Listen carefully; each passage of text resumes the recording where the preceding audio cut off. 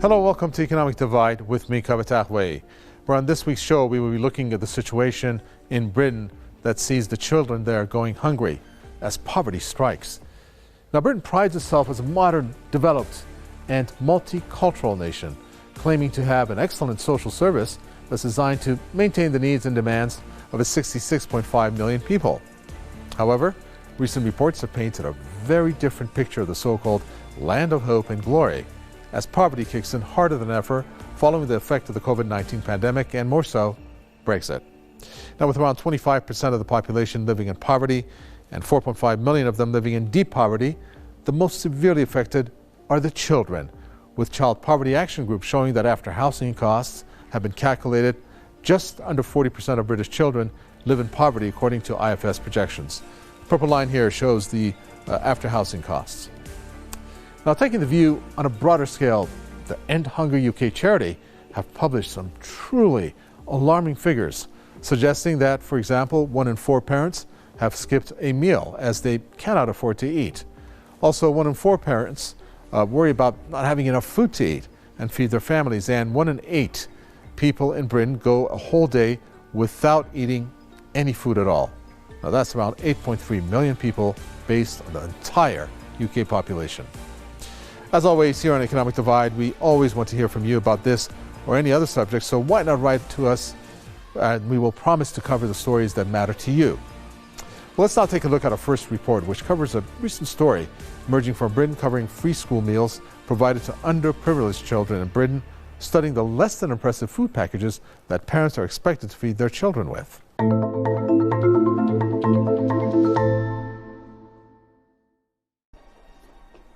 Please, sir, I want some more. What? Please, sir, I want some more. What's embarrassingly reminiscent of orphanages in Victorian times, British children are facing hunger on a scale not seen since Charles Dickens wrote about Oliver Twist in his famous novel.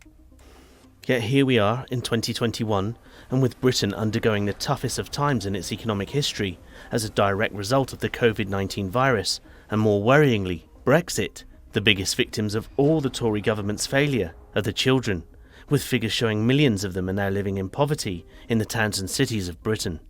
With the country in its third lockdown and figures showing that nearly 2,000 people are dying every day, the UK has had to react by closing down schools and learning facilities across the land.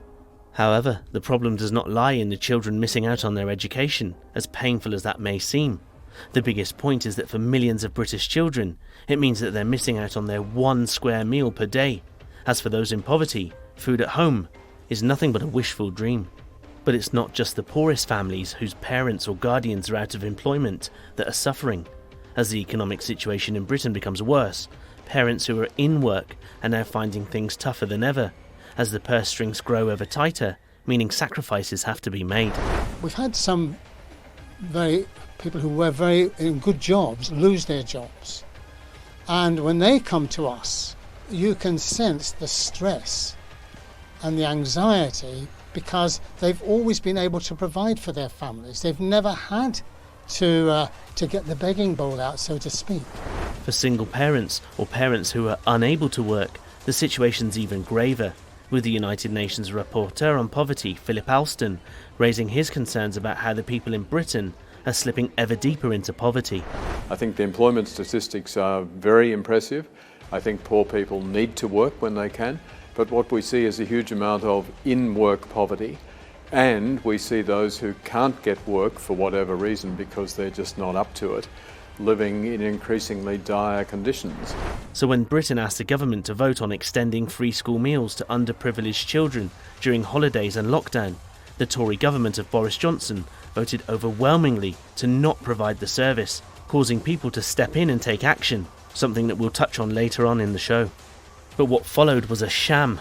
Parents who started to finally receive emergency food packages took to social media to complain about the quality and quantity of food being sent to them, with many of them expected to feed their 2 children on half a tomato, half a pepper, a third of a carrot and 1 potato for a whole week, something that children in the most impoverished nations in the world could have done better on, leaving the British government with egg on its face.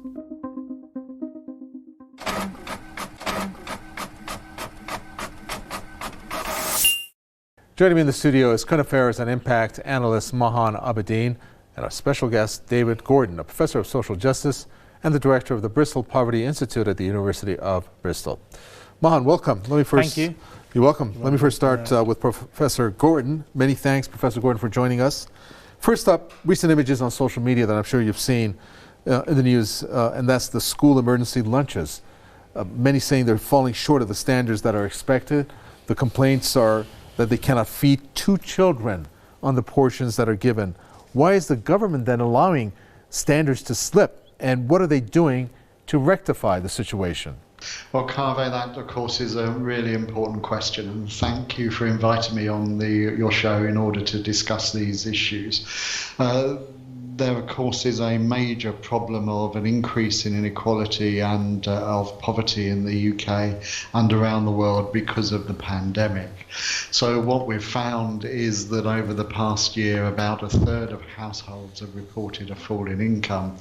And the Food Foundation did a survey in the summer which found that something like 5 million adults were now food insecure, which is more than double what it had been previously. And over the summer, when children were not in school because of the summer holidays, something like 11% of children reported that their families had to rely on food banks in order to supplement the amount of food they had. So there's a real problem because of the pandemic, and it's led to quite a significant increase in the number of the children and families that are food insecure, something that we haven't seen for 50 or 60 years at this kind of scale. Thank you for that, Professor. Well, Mahan, some truly worrying times for the children of Britain. I'm going to skip what I have written down here, and because you made a comment that not a whole lot has really changed from 20, 25 years ago. Maybe the depth of the problem is a little bit more now. Can you elaborate on that a little bit and put it into perspective for us? Sure, but I mean, food poverty has been a long-standing issue in the UK. I mean, some people trace it back to the late 1970s, the transition from, kind of quasi-socialist regimes of the Labour Party to Margaret Thatcher, who brought in kind of extreme conservatism and so-called the Thatcherite brand of economics. So it's a long-standing issue. And I think it's one that successive governments clearly have not been able to get on top of. And by all credible accounts, it's got worse recently. Okay, very well. Yeah. We're going to continue on that trend after a little bit as it goes by here. Now, we're going to take a look now at this next report. This next report studies why so many famous faces in the UK are lobbying the government to take action against child hunger and also poverty.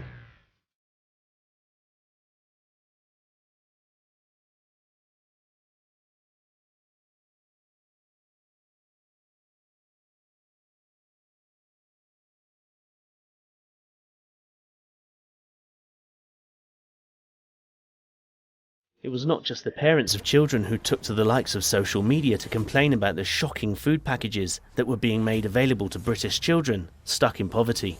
A host of famous faces took the problem on and used their positions and influence to drill home the message to the government that current measures being taken were simply not enough. One of the most prominent campaigners against the treatment of children in poverty in the UK is Manchester United and England footballer Marcus Rashford, who as a young man experienced and lived through the tough times firsthand that are still being seen across the UK today, as explained by Marcus Rashford's very own mother in a recent interview. I had 3 jobs, and if I didn't do that, we just wouldn't have been able to cook a pot of food. It's just a bit difficult, so Marcus is only telling the story from how he sees it and the words that he's been saying, they obviously come from the bottom of his heart. Such was the impact of Marcus Rashford on child food poverty in Britain that Boris Johnson and his ultra-elite rich boy cabinet was forced to listen and overturn the draconian measures, earning Marcus Rashford recognition from the Queen in his work in fighting child poverty. It's also seen many others take inspiration from the footballer, and all have contributed in their own way. This campaign by Marcus Rashford, who is an absolute legend for what he's doing, he's stuck to his roots, and this is our inspiration. I think this is most of the cafes, restaurants around the country are doing it because of him. We have to feed our children, But in spite of the many famous faces doing their bit to tackle food poverty in Britain, the problem does not just lie with food, as poverty in the UK is much wider and deeper than meets the eye, and is a problem that, according to one volunteer, sees the blame lying solely at the feet of the British government, who have allowed cuts, austerity and mismanagement to bring the people of Britain to their knees as they beg their way out of poverty. It's not an easy thing to tackle, and it's not just food poverty, it's poverty as a whole. So we're coming back from years and years of austerity. Funding has been cut for so many different services. It's about reinvesting in the community.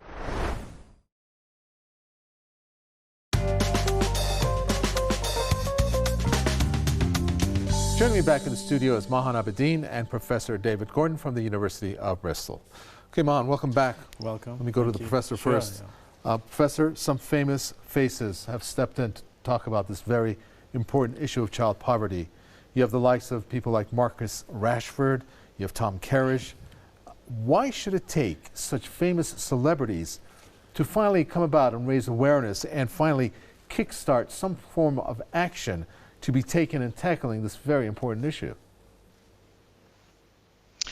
Well, academics have been warning and NGOs have been warning about this problem for some time. It's although the pandemic has brought it into sharp focus, it's been a growing problem. For 10 years or more, the government has been pursuing policies of austerity, and they've been squeezing benefits for those of working age, particularly families with children, and in particular there have been some rather punitive changes to the welfare budget, particularly for families who are reliant on welfare benefits, who have more than 2 children or who have extra rooms in their household.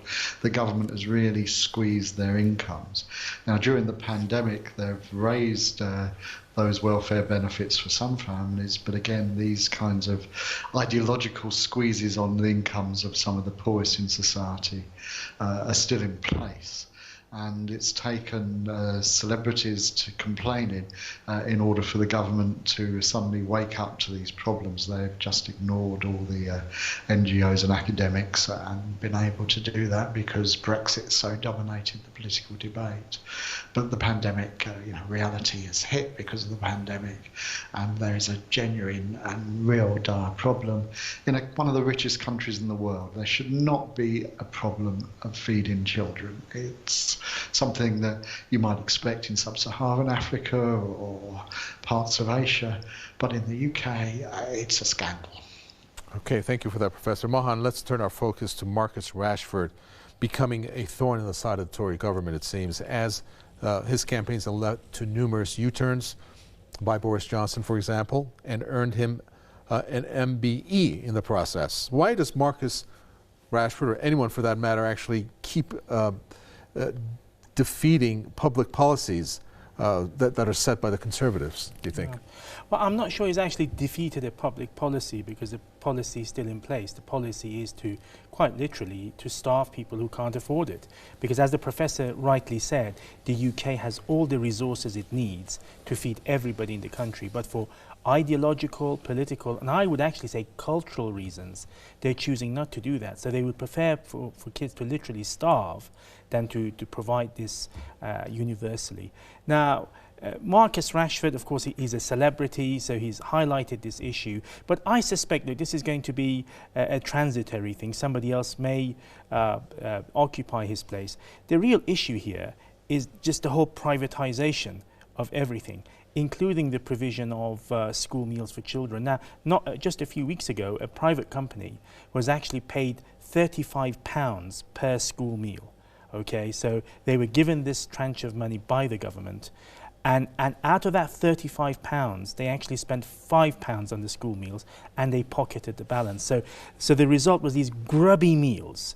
Whereas for £35, you could provide a lavish meal, what basically. What were the grubby meals? What would they, Sorry? What would they provide, do you know? Well, just, yeah, I mean, the pictures are on the internet. People can just Google it, rusty bread, a potato, a piece of carrot, for instance. And so they'd been given the budget to provide us, but they've chosen not to do so. So privatization is a big issue. And of course the macro stuff that the professor alluded to, Brexit being a huge preoccupation. Sure. So I suspect this issue is actually going to get much worse. And the historical trajectory supports that argument, because the UK has been on this trajectory now for 40 plus years. I don't expect to see them come off the ramps just yet. Okay, thank you for that. Yeah. We appreciate both Mahan and Professor Gordon there. Now we're about to take a quick break here on Economic Divide. But don't go anywhere, as we have plenty more coming up after this short message, so stay tuned.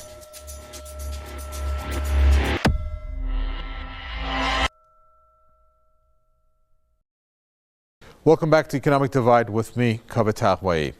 Time now to take a deeper look at the UK child food crisis in Britain in our in-depth section. One of the most disturbing stories to emerge, particularly for the British government, is the action being taken by UNICEF, who, for the first time, has had to step in and feed Britain's children. For the first time in 70 years, the UN agency will help fund food parcels, helping to supply at least 18,000 meals to children across Britain. Now, the political ramifications of UNICEF stepping in is a huge embarrassment to the Conservative government, with Deputy Labour leader Angela Rayner actually stating that the fact UNICEF is having to step in to feed the country is a disgrace to Boris Johnson and Chancellor Rishi Sunak, who should be ashamed, indeed something that has left them red-faced. But it seems that the UK government is splitting the inequality gap wider than ever, as it simply refuses to tax the super rich into paying to reduce the poverty levels in Britain, with the likes of Boris Johnson, Rishi Sunak, and Jacob Rees-Mogg, all multimillionaires. Seems that the class system in Britain is designed to solely favour the elites.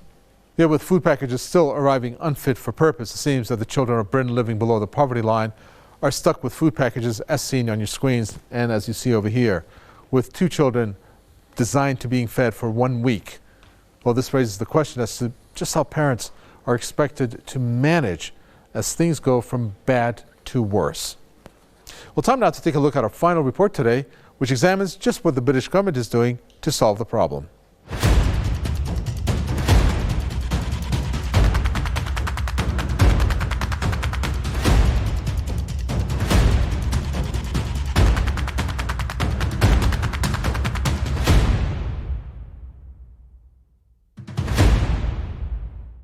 It's amazing to think that the current government of the British Prime Minister Boris Johnson won an election giving him an 80-seat majority in Parliament.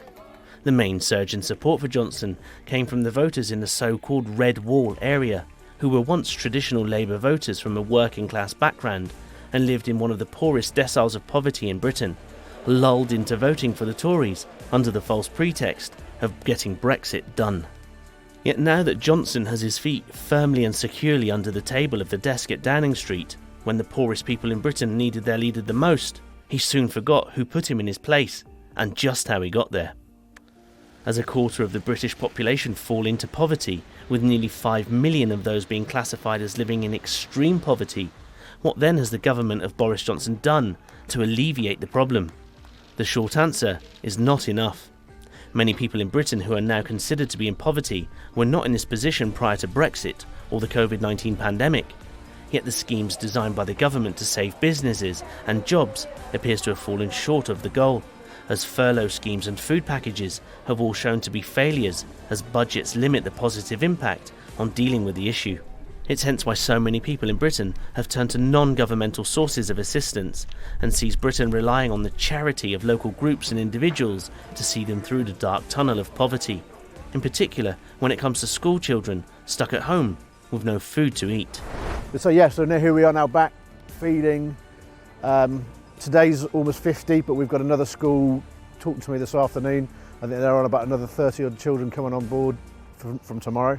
Even charities and goodwill organisations, such as the one being run by Richmond Rugby Club, are baffled as to how the government is failing to act, stating that they could not just sit back and let children go hungry. Yeah, the politics, that's for the politicians, obviously. We don't want to politicise it, but we've just reacted to something we were doing in the summer, and the thought of kids going hungry over this week and maybe over Christmas as well. Yeah, we can't sit here and do nothing. With the likes of Boris Johnson, Jacob Rees-Mogg and Rishi Sunak all well into the multi-millionaires club, It seems that the economic divide between the rich and poor in Britain is doomed to grow ever wider and deeper, until of course the day comes when votes are required and suddenly the Tories may just find themselves again knocking on the doors of the poor, making promises that they're just unable to keep.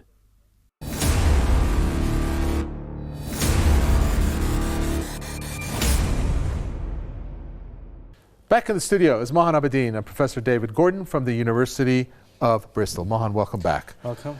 Professor, last question. Measures that are being taken by the UK government and UK-based charities to resolve child hunger. Please tell us, can you give any examples of what is being done to improve poverty conditions, particularly when it comes to children?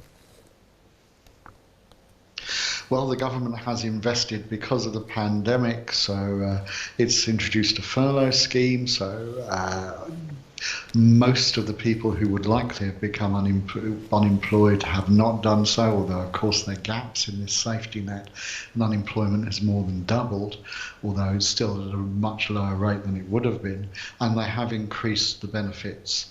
Of course, charities have stepped up and religious organisations, and there's now been mass rollouts of food banks and collections for people to who are having food insecurity to go and get food so they can feed themselves and their children.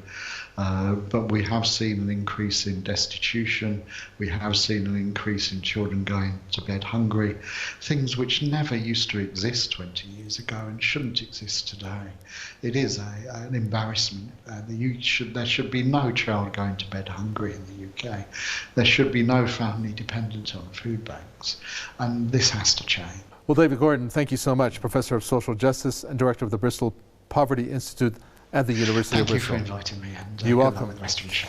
Well, Mohan, we heard the professor there, and of course, I'd like to find out from you now in the final question. The current government, British government, is made up of an Oxbridge of millionaires only club. How on earth can they claim that they can feel the pain that some of these children are going through in terms of the food poverty that they're experiencing, and then come out and say that we're trying to help them? Well, the government being made up of elites, again, that's not a new thing in the UK. It's a long-standing cultural thing. And it's just the tip of the iceberg. Look, I fully concur with your guest. This shouldn't be happening.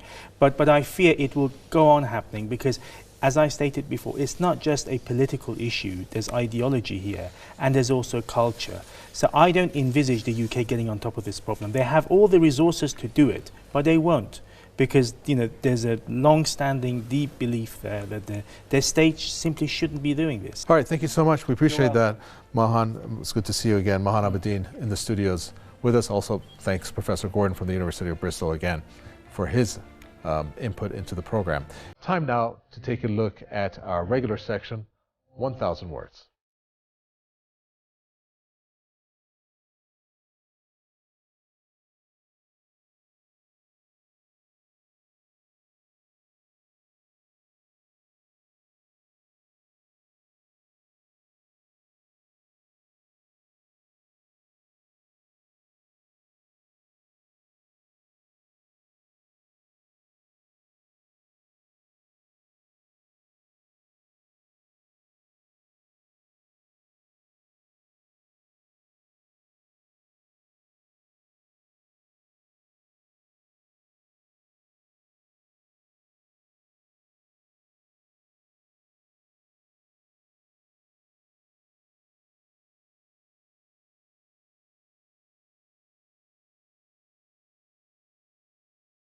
Food poverty in the UK is a bitter pill to swallow for the authorities.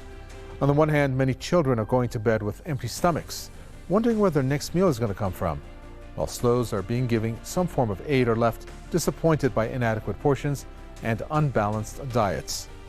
For those in the lowest deciles of poverty who do eat, 12% of 4 to 5-year-olds are obese, not from overeating, but from eating processed and fatty foods, many of which are the cheapest and most readily available on the supermarket shelves.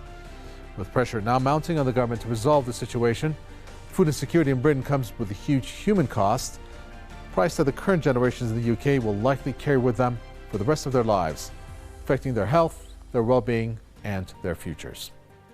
Don't forget, we want to hear your thoughts on this or any other topic, so do write in and let us know what you think. But for now, that's about all the time we have on this week's show. So on behalf of myself, Kavatavwe, and the whole team here on Economic Divide, thanks for watching, stay safe, and we'll see you again.